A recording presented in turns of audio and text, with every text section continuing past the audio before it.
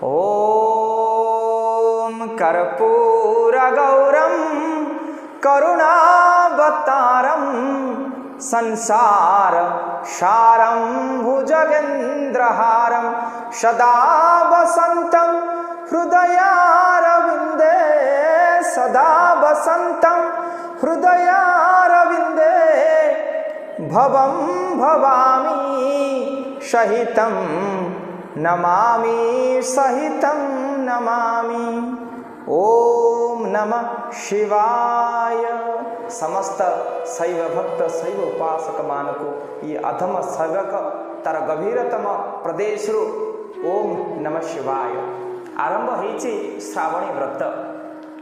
समस्त शैव उपासक माने समस्त शिव भक्त शंकर भक्त माने एबे श्रावणी व्रत बा बोलबम पाई समग्र विश्व व्यग्र थांती, किंतु ये कोविड-19 प्रभाव रे आज समस्ते गृहबंदी। आज मु आपन को शिव महात्मा विषय सम्यक आलोकपात करी आपण समस्त को आरंभ शेष पर्यंत शुणा निवेदन। जड़े गुह्यक बोली जड़े शबर थिले। गुह्यक शबर कार्य कौन होची ना सब से निजे व्याध है सब शिकार करे, जीव जंतु मान को मारे, आओ बहुत खराब कार्य लिप्त थाए। मद्यपान करे, सुरापान करे, चोरी करे, सब चोरी करे, आउ कौन ना मद्यपान करे। तार प्रमुख कार्य होचे जेहेतु से जाति रे शबर थिला, शिकार करिबा तार प्रमुख कार्य अटे। तो जीव जंतु मान को मारी तार मांस को भक्षण करिबा से शबरर कार्य थिला। जेहेतु से निजको एक खराब निंदनीय कार्य नियोजित करुला, तेणुकरी से पापर भुक्तभोगी हो जाइथिला। ता विवेक कार्य ही करुनथिला। तो दिने गुह्यक नामक शबर जंगल भितर को प्रवेश करिला पशु शिकार करने पाई। तो तार सबुदिने से पशु मान को शिकार करे, मारिक जो मांस निए से मांस निजर परिवार प्रतिपोषण करे, समस्त ताको आहार करती। तेणुक तार प्रवृत्ति राक्षस प्रवृत्ति हो जाइथिला। दिनकर कथा सकाळु आसीची, स्त्री को कही आसीची तमे अपेक्षार थाओ, मु जंगल को जाउची, जदि किए जीवजंतु मिलिबे मु ताहार शिकार करि सारी आपणक पाखरे आनी पहुंचाइबी। तो स्त्री मध्य अपेक्षार अछि। तो दिन सरीबा पई बसिला किंतु शिकार मिलिला नहीं। सेमती उपास रे जंगल भितर घुरी बुलु थाए पशु पक्षी को अन्वेषण रे शबर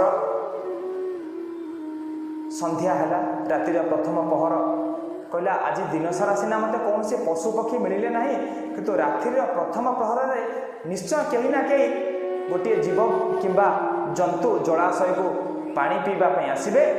मु ताको अपेक्षा करी रहिबी, से माने जेतेबेले जलाशय निकट को तृष्णा निवारण करने पई आसीबे सेतेबेले मु तांको सर मारी हत्या करिबी। एई कथा भाबी शबर जनक गुह्यक शबर जनक कौन कला ना एक बेल गछ उपर को चढ़ीगला। से दिन थाए श्रावण मासर प्रथम सोमवार, बेल गछ उपर चढ़ीगला। शिव चतुर्दशी श्रावण प्रथम सोमवार बेल गछ उपर को चढ़ीगला। किए ना गुह्यक शबर। बेल गछ उपर चढ़ी अपेक्षा कर रही थाए गुह्यक शबर केतबळे गोटे जीव किबा जंतुटी आसीब, से ताको शिकार करिब। शिकार करे नहीं गले स्त्री तार अपेक्षार थिबो। एक कथा भाबिकरी गुह्यक शबर कौन कला ना बेल गछ उपर चढ़ीगला। रातिर प्रथम प्रहर बेल गछ उपर चढ़ुता, बेल तार पाद रे धीरे धीरे चढ़ुता, हाथ बाजिक गोटे बेल पत्र छिंडिकी बेल गछ मूले थिबा शिवलिंग उपरे पड़िला। जितेबले बेल गछ उपरे चढ़िला गोटे बेल पत्र छिंडिकी तार शिवलिंग तले थिबा शिवलिंग उपरे पड़िला, सेही समय वर्षार जल बिंदु मध्य से लिंग उपरे पड़िला। शिव चतुर्दशी श्रावण प्रथम सोमवार शिव पूजा तार से प्रथम पूजा हो गला। रातिर प्रथम प्रहर पूजा तार हो गला।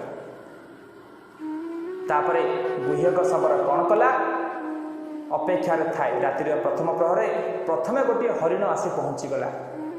गोटे हरिण आसी जितेबाला पहुँचीगला जलाशय निकटरे सेठू गुह्यक सेवर कौन कला ना धनुरे सर जोखी मारे चेष्टा कला। हठात पत्रर शब्दरे जितेबाला मृग जनक अनेई देला कि शबर ताको मारिया उद्यत होछि से कहला हे शबर गुह्यक तुम्हें मत छाड़ी दियो। शबर कहला मु तुमको छाड़बी कारण तुम्हें मोर शिकार मु तुमको जब छाड़देवी मो स्त्री साढ़े उपास अपेक्षार अच्छी मु तुमको मारिक नेले मो स्त्री रोसई कर। मृग कहला देख व्याध देख शबर मोर मध्य गोटे स्त्री अच्छी दुईटा पिला अच्छा मु त्रिबार सत्य करी कहूँ तुम्हें मते किंचित समय पाई छाड़ मु मो स्त्री पाखक जीवी आ मो दुई पुत्र को मोर कन्या को पुत्र को मो स्त्री पाखे अर्पण करी आसबि आ तुम्हें से मोर शिकार कर एक त्रिबार सत्य करी कहूँ। जेहेतु प्रथम प्रहर शिव पूजा हो जाइए बेलपत्र पानी सहित शिवलिंग पर पड़ी से समय ता मन टे दया भाव जागृत हो कहार ना गुह्यक शबर कहूँ हौ मु तुम पर विश्वास कर तुमको छाड़ी दूची। यही समय सत्य करी चली जाइए मृग जनक। मृग गला मृग आर पटे जाइए आर मार्ग दे अन्य एक मार्ग मृगी आसिक मृग को खोजी खोजी से जलाशय निकट में पहुँची। देखो विधिर विधान गोटे पटे स्वामी जाऊँगी आर पटे स्त्री आउची मृत्यु पाखक मृत्यु पाखे आसिक मृत्युर जलाशय निकट में जलपान कला पुणी गुह्यक नाम शबर पुणी धनुषर काढ़ी पुणी जो धनुषर रातिर द्वितीय प्रहर काढ़ी पुणी से धनुषर बाजिकी पुणी एक वर्षा जल सहित एक शिवपुत्र से पुणी शिवलिंग पर पहुँची आउ कि तार पाप क्षय हो जाए। समय मृगुई जिते जलाशय जलपान कर हठात पत्रर शब्द शुणी खड़खड़ को अनै तार नजर पड़ जाइए गुह्यक शबर उपरे से निवेदन कर हे व्याध मु तुमको निवेदन जोड़ हस्त निवेदन रखुची तुम्हें मत छाड़ी दियो। गुह्यक शबर कहे मुझे तुमको केमी छाड़ी मु छाड़े मो प्राणी मैंने मरीजे मो परिवार मरीज मुझे तुमको केमी छाड़ी ना मुझे तुमको छाड़िया कहूनी मत किंचित समय पाई मत छाड़तु मोर मध्य गोटे कन्या अच्छी मोर मध्य गोटे पुत्र अच्छी मोर स्वामी पाखे मुझे जिमा दे आपण पाखक आसबि मु त्रिबार सत्य करी कहूँ यही कथार जेहेतु किसी पाप क्षय हो जाए शिवपत्र पानी पड़क गुह्यक शबर राजी हो मृगुणी की छाड़ी देती मृगुणी कहूँ मुझे जाऊँगी मो स्वामी पाखे मोर गोटे कन्या और पुत्र को जिमा दे मुझे पहुँचबी। यही समय मृगी चली जाइए मृगी जो चली जाइए अन्य एक मार्ग जलाशय निकट में मृग और मृगीकर पुत्र आसी पहुँची जाइए तृष्णा निवारण करने तृष्णा निवारण करू करू पुणी गुह्यक शबर जो धनुषर तीर को जोखिची यही समय पुणी एक बेलपत्र और वर्षा जल रातिर तृतीय प्रहर शिवलिंग पर पड़ जाइए। देखो विधिर विधान गोटे पटे मृत्यु निकट बाप जाऊँगी माँ जाऊँगी पुत्र आसी पहुँचुची पुत्र बेलपत्र शब्द शुणिक देखी व्याध मत मारे आसूची से अनुरोध कर हे व्याध गोटे शैशव शिशु को मारी आप पाप करूँ ना। व्याध कहे पाप कौन मोर बा साढ़े परिवार अपेक्षार अच्छा बहुत अनुरोध कर शिशु मृगटी कही देखु मोर बापा माँ को थरे मात्र देखा कर आशीर्वाद नहीं आसबि आपण मत छाड़ी दिंतु। बहुत विनती है व्याध मनरे गुह्यक शबर मनरे दया आसी गुह्यक शबर कहते हो तुम्हें जाओ सेठू खुशी डे डे चली जाइए पितामाता को देखा मृग शिशुटी यही समय मृग कन्या पानी पीवाई पुणी आसी जलाशय निकट में पहुँची जिते से देखी व्याधर यही सरमारी अवस्था व्याध सर मारू रातिर चतुर्थ प्रहर में पुणी थे बेलपत्र पानी पड़ी तार समस्त पाप क्षय हो जाइए। मृग कन्या निवेदन रखी कि हे व्याध आपण मत छाड़ी दिंतु मु मोर पितामाता को मो भ्राता को दर्शन करी मु आपण पाखे आसी पहुँची जीवी मत आपण जहाँ इच्छा सेया करेंगे। यही कथा शुणी बापा मामा पिता माता कन्या पुत्र समस्ते घर को फेरी जाइए। प्रथमे मृगुणी सहित मृगर देखाई दुई जन कथबार्ता होती सी कहूँ मु जलाशय निकट को आसती ये कहूँ मु जलाशय निकट को अच्छी ये कहूँ पुत्र मान दायित्व तुमर सी कहूँ पुत्र कन्यार दायित्व तुमर। दुई जन कांदी कहते देख आम समस्ते मृत्यु निकट में पहुँची गले सब से शंकर भगवान को इच्छा से यदि चाहिए रखिए यही समय कन्या आउ मृग शिशु दुई जन जाकि पहुँची जाइए परिवार मध्य बापा माँ पिला झील पुत्र समस्त एकाथरे गोटे परिवार देखाई समस्त कथोपकथन जना पड़ी जे समस्ते से गोटे जलाशय निकट को जाइंट आ समस्ते मृग पाखे सत्य कर फेरिले तुम इच्छा तुम्हें जहाँ कर आम त्रिवार सत्य कर आसचु समस्ते कहते प्रथम बापा कही मृग निजे कही तुम्हें मान मु जाऊँगी मृग माँ कही तुम्हें मान मु जाऊँगी मृग पुत्र कहे तुम्हें मैंने रुह मु जाऊँगी मृगर कन्या कहे तुम्हें मैंने रुह मु जाइए आमे कहीं सत्य भांगी पारू ना आमे जब सत्य द्रोही हो नरक आमको जगह मिल नहीं सत्य को देखो जीव मैंने जब सत्य कर आज मनीष समाज कथा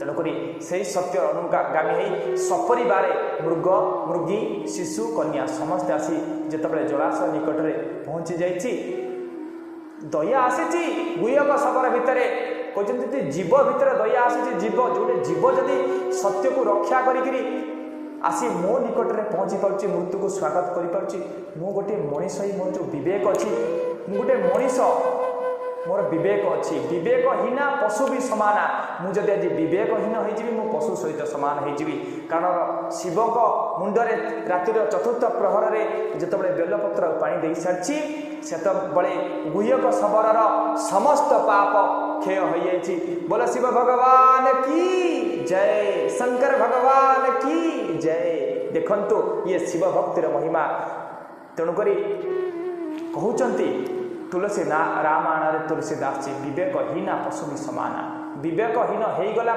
मनीष पशु भली आचरण करे किंतु गुहक शबर कहे मुझे आज पशु हो पारे समस्त पाखे विनम्रतार सहित कही हे मृग परिवार आपण पाखे मु विनम्रतार सहित निवेदन रखुची आपण मैंने चली जातु मु आपण को मारी आ पाप करें जीवन सारा तो बहुत पाप मुझे आज सबु से शंकर भगवान को दयारु मुझे पाप मुक्त होगा जाऊँगी तेणुक यही समय शिव निजे आसी शिव से आसी पहुँची गोटे सन्यासी वेश शंकर भगवान कहते हे गुह्यक ये जो तो भीतर जो विवेक जागृत होमी तू जाचु रात्रि प्रथम प्रहर तू जो बेलपत्र पानी टेकक मो पर पड़ा रात्रि द्वितीय प्रहर तृतीय प्रहर चतुर्थ प्रहर तू दिन सारा उपवास रहिलु आउ मो पर बेलपत्र पानी तू हाथ हस्तरू पड़ा से तो भितर थिबा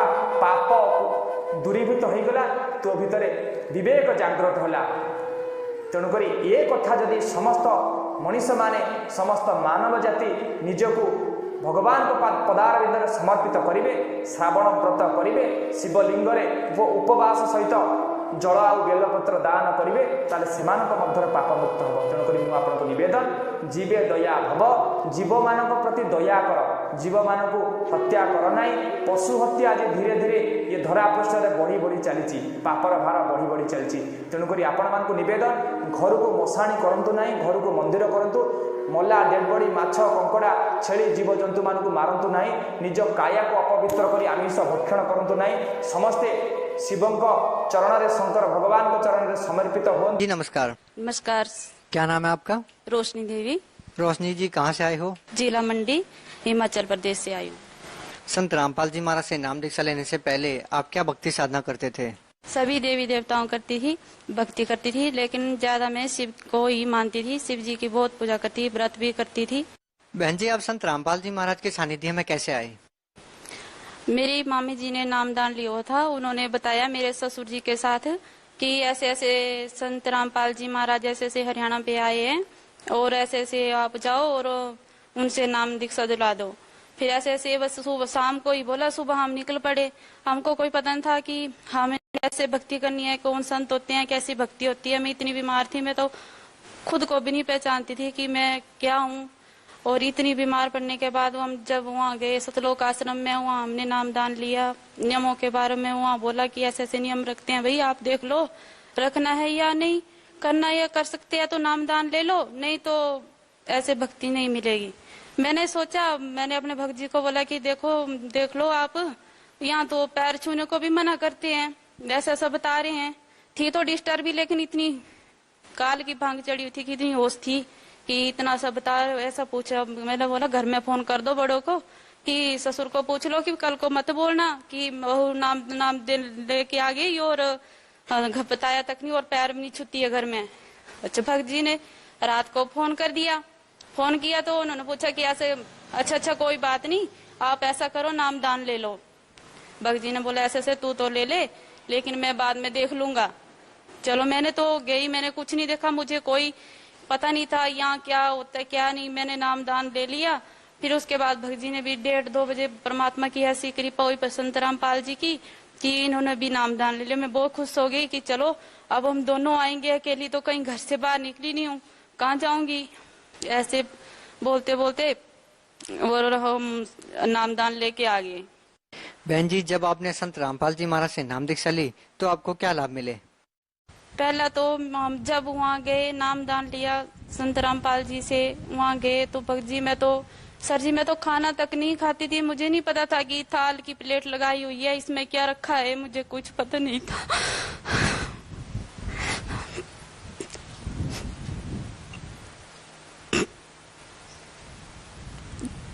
वहाँ जाके मैंने 2 फुलके खा लिए शाम को। फिर जो हमारी मामी जी थी वो हमारे साथ में थी। उसने कहा कि बेटा अब आराम करो। हम 9 बजे के करीब वहाँ पहुंचे सत्संग सुनने। जब सत्संग सुना रहे थे गुरुजी, तो मेरे को कुछ पता नहीं चल रहा था कि ये क्या बोल रहे हैं, कैसा सत्संग होता है, क्या भक्ति है, मुझे कुछ पता नहीं था। फिर उसके बाद मामी जी ने बोला कि आप रेस्ट करो और देख लो, बैठने को मन करता तो बैठ लो, सत्संग सुन लो। मैंने सत्संग सुनने तो लगी, लेकिन मेरे को कुछ पता नहीं चला। पता ही नहीं था भक्ति क्या होती है, साध संत क्या होते हैं, कुछ पता नहीं था। तो उसके बाद जब मैंने मामी को बोला कि मेरे को तो कुछ पता नहीं चल रहा है, भाई आप सुनो, मैं थोड़ी देर लेट जाती हूँ। लेटती मेरे को नींद आ गई। वहाँ मेरे को नींद ही नहीं होती थी रात को। जैसे प्रेत आत्मा आती थी तो मेरे को बहुत तंग करती थी, मेरे को पता नहीं चलता, नींद नहीं आती थी। तो फिर मैं सो गई। सुबह मेरा मामी जी मेरे को उठा देना, यहाँ कहाँ नहाते हैं और कहाँ बैठते हैं, मेरे को तो कुछ पता नहीं है। उतनी देर रात को कोई 3 बजे का टाइम था, तब वो परमात्मा ने कहा बेटी उठ जा, अब तेरा नहाने का टाइम हो गया है। मैंने वो इधर देखा, उठा कि मेरा बाप तो है नहीं यहाँ, मेरे को किसने बोला बेटी।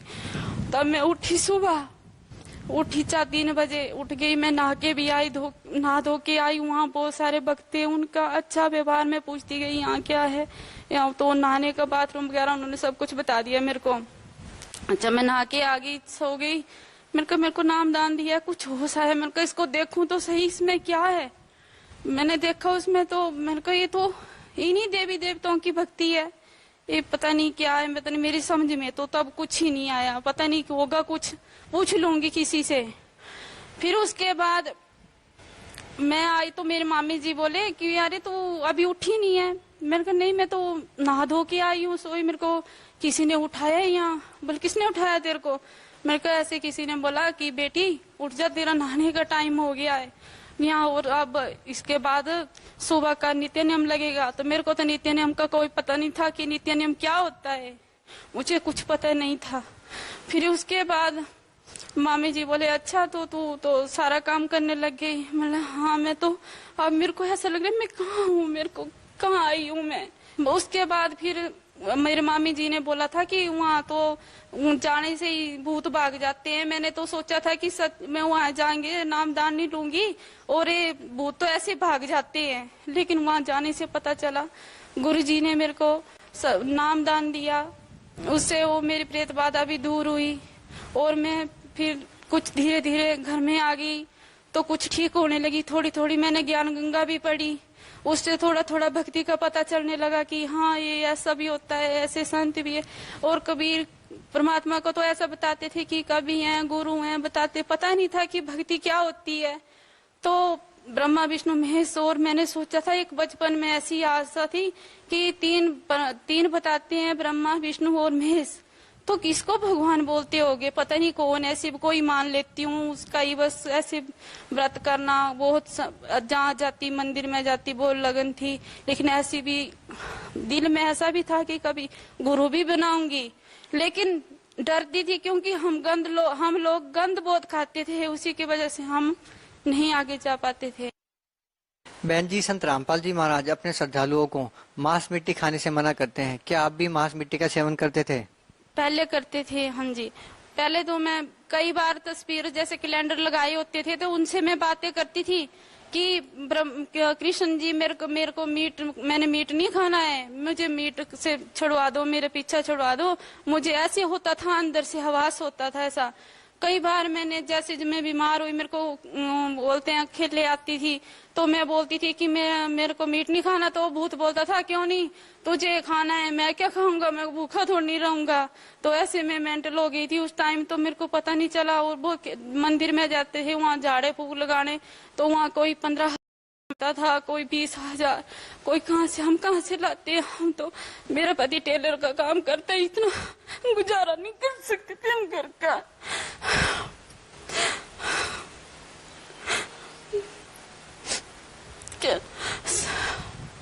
हम बहुत जगह गए, कहीं चंडीगढ़ में गए, वहाँ वहाँ कहते हैं कि शिव का बालकनाथ जी का मंदिर है वहाँ, तो गढ़कल में वहाँ तो बताते थे कि यहाँ प्रेत बाधा निकल जाती है। वहाँ कम से कम कोई 8-10 हजार आदमी बैठे हुए थे वहाँ पे। तो वहाँ उन्होंने बोला कि आप बैठो, टोकन देते थे वहाँ पे, कि बोलते थे कि भाई आप बैठो और थोड़ी देर के बाद वो गुरु है उनके वो आएंगे। हम देखते रहे, मैं बहुत परेशान थी। मैं जैसे ढोलकी और चिमटा लगाते हारमोनिया बजाते थे तो मेरे को बहुत ज्यादा खेल आती है। मैं नाचने लग पड़ी उन 8-10 हजार आदमियों के बीच। मैंने सोचा गुरु आए हैं, अब तो मेरा कुछ ना कुछ निवारण होगा। तो उन्होंने कुछ नहीं किया, उन्होंने सिर्फ ऐसे मेरे को देखते रहे, वो भी मेरे से भागने लगे। वो भी देखते रहे कि अरे ये तो कहाँ से आ गई ऐसी। और वो जो उनके पास जाते थे वो भी बोलने लगे कि हम इनको ठीक कर दो, बेचारी बहुत दिनों से परेशान है। तो मेरे को पता नहीं चलता था क्या बोलते। मैं दूसरे आदमी से बोलने से झिझक खाती थी कि मैं कैसे बात करूं, कैसे बोलूं। लेकिन वहां तो उन्होंने मेरे को वो देखते देखते वो मेरे से ऐसे आदमियों के ऊपर लेट गया और नीचे जैसे वहाँ बहुत सारे श्रद्धालु आते, किसी कहते हैं यहाँ बेटा होता है। लेकिन मैंने सोचा शायद मेरे को भी इतना दुख सुख में हो जाएगा थोड़ा बहुत सुख। तो उसने तो भगत जी और ही बोल दिया। उसने कहा कि ये तो इसको ऐसे ऐसे किया मेरे को 2 बार, और फिर कहा ये तो मेंटल हो गई है। मेरे भगत जी से बोला कि इसको तो मेंटल हॉस्पिटल में दिखा दो आप। और इन्होंने बोला ठीक है, तो मेंटल होगी शायद। मैं बहुत दिन से डिस्टर्ब थी, इन्होंने भी सोचा, मैंने भी सोचा शायद क्या पता मेरे दिमाग में टेंशन ही होगी, तो चलो हॉस्पिटल में दिखा लेते हैं। तो मैंने सर जी मैंने वहाँ हॉस्पिटल में टांडा मेडिकल हॉस्पिटल में मैंने वहाँ भी अपना ट्रीटमेंट करवाया, वहाँ मेंटल की दवाई भी खाई मैंने। बहन जी, जैसे कि पहले आप बहुत सारी परेशानियों से घिरे हुए थे, भूत प्रेत की बाधा आपको थी, आप मांस मिट्टी का सेवन भी करते थे, तो क्या संत रामपाल जी महाराज ने आपको कुछ जड़ी बूटी दी या कुछ तंत्र विद्या दी जिससे आपकी सारी परेशानियां दूर होगी, आपकी मांस मिट्टी खाना छूट गया? मुझे कोई जड़ी बूटी नहीं दी है, मुझे सिर्फ भक्ति दी है। जो भक्ति नियमानुसार जो गुरुजी बताते हैं, संत रामपाल जी महाराज ने मुझे जो नाम दान दिया है उसी में ही वचन शक्ति में ही उनकी शक्ति है। मैं उसी का ही जाप करती हूँ और उसी से ही मेरी जो भी सारे दुख थे वो सभी का निवारण हुआ है। बहन जी, ऐसा कहा जाता है कि संत रामपाल जी महाराज से नाम दीक्षा लेने के लिए पैसे देने पड़ते हैं, आपने कितने पैसे दिए? नहीं भक्त जी, ऐसा तो हमारे गुरुजी लेने का नाम नहीं, वो तो खुद देते हैं। ऐसा तो कभी हम 6-7 आदमी जाते हैं, वहाँ कितना देते हैं? ज्यादा से 100 रुपया दोगे, 200 दोगे, उससे खाना तो नहीं आएगा। 15 दिन भी रहेंगे, 4 दिन भी रहेंगे तो भी 100 रुपया देंगे हम। लेकिन हमें खाना हम 3 टाइम जब जाओ जब खाना खाएंगे, पैसा हमारे से लेना तो कहाँ।